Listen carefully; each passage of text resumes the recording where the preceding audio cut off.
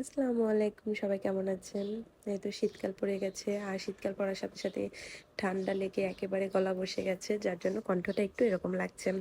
তো বড় শীত পড়ার আগেই আমরা আমাদের গার্ডেনটা পরিষ্কার করে নিলাম। এটা আমাদের গার্ডেন প্লাস উঠান। আর এটা কিছুদিন পরপরই আমরা পরিষ্কার করি, তবে ইদানিং মনে হচ্ছে খুব বেশি ময়লা হচ্ছে।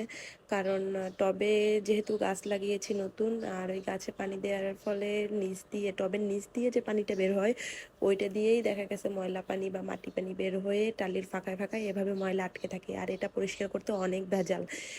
এই তো এখন সবাই মিলে কাজ করছে, মুমতাহাও কিন্তু বসে নেই। মুমতাহা দেখুন ব্রাশ দিয়ে ঘষে ঘষে পরিষ্কার করছে।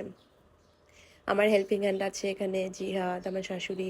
আর এই তো যেহেতু আমি অসুস্থ, আমি কাজ করতে পারছি না, এর জন্য আমি মোটর দিয়ে ওদেরকে পানি ভরে দিচ্ছি। আর হ্যাঁ, এই ভাঙা বালতিটা দেখে কেউ হাসাহাসি করবেন না প্লিজ। আসলে এখানে এই বালতিটা আমার শাশুড়ি নিয়ে এসেছিল, আর বারবার ক্যামেরার সামনে কেন যেন চলে এসেছিল, যতবারই সরাচ্ছি ততবারই চলে এসেছে।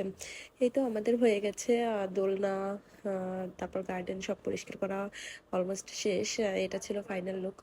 আর দেখুন গাছ লাগানোর পরে বাসার লুকটা একদম চেঞ্জ হয়ে গেছে, তাই না? আগে যেরকম ছিল এখন মনে হচ্ছে যেন সৌন্দর্য ফিরে পেয়েছে। তো গাছ থাকলে বাসায় এমনিতেই খুব ভালো লাগে। আর এই যে মিষ্টি কুমড়া গাছটা দেখছেন, এইটা কিন্তু আমরা লাগাইনি। এটা আমার শাশুড়ি তরকারি কেটে তারপর আতিফ ফেলছিল ওইখানে, আর ওইখান থেকেই এই গাছটা হয়েছে। আমাদের বাড়িতে তো আমার মা এইসব গাছকে বলে হাজরা গাছ। আর এই যে পেঁপে গাছটা, এই পেঁপে গাছটাও এমনি এমনি হয়েছে, এটাও আমরা লাগাইনি। কিন্তু সবাই বলছে গাছটা নাকি পুরুষ গাছ, কেটে ফেলতে বলেছে, কিন্তু আমি কাটিনি। যেহেতু গাছটা বড় হয়েছে, মনে হচ্ছে যেন মানে খুব সুন্দর লাগছে গাছটা, এর জন্য কাটা হয়নি। আর কাটবো না, দেখি কতদিন থাকে।